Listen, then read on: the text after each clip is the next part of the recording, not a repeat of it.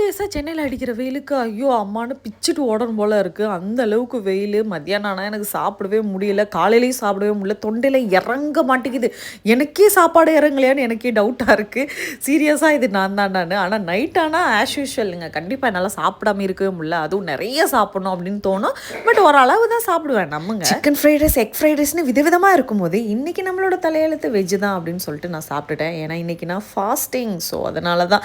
ஆனால் அந்த வெஜ்ஜுமே செம்ம டேஸ்ட்டாக இருந்தது அந்த கிளைமேட்டுக்கு. அதுவும் அப்படியே முடிச்சுட்டு நம்மளுக்கு வந்து எப்போவுமே சாப்பாடு சாப்பிட்டா கண்டிப்பாக ஸ்வீட் சாப்பிட்டே ஆகணும். என்ன மாதிரி யாரெல்லாம் இருக்கீங்கன்னு மறக்காமல் சொல்லுங்கள். அதுவும் அது வேஃபிள்னால் நான் க்யூவில் கூட நிற்கவே தயங்கவே மாட்டேன். வரிசையில் நின்று அது வாங்கி சாப்பிட்றேன். அந்தளவுக்கு எனக்கு வேஃபிள் ரொம்ப ரொம்ப ரொம்ப பிடிக்கும்.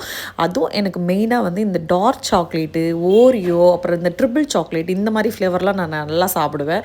பாருங்கள் என்னோட வாயில் அவ்வளோ க்ரீம் இருக்குது. என்னடா நான் இவ்வளோ சாப்பிட்றேன் அப்படின்னு சொல்லி கண்ணெல்லாம் வைக்காதீங்க. நானே இப்போ தான் புஜ்ஜுன்னு இருக்கேன். அது வந்து குறைஞ்சு போயிடும். அப்புறம் ப்ளீஸ், வேஃபிள் சாப்பிட்டேன்னா அது பண்ணு தானே, அப்போ தண்ணி குடிக்கணும்ல, தண்ணி குடிக்கிறதுக்கு பதிலாக மொஜிட்டோவே குடிச்சிடலாம் அப்படின்னு சொல்லிட்டு நான் ஸ்ட்ராபெரி மொஜிட்டோ வாங்கி குடிச்சிட்டேன். ஏன்னா எனக்கு ரொம்ப ரொம்ப ஃபேவரட் அது. அதுவும் அந்த ஷாப்பில் சூப்பர் டேஸ்டியாக போட்டிருந்தாங்க.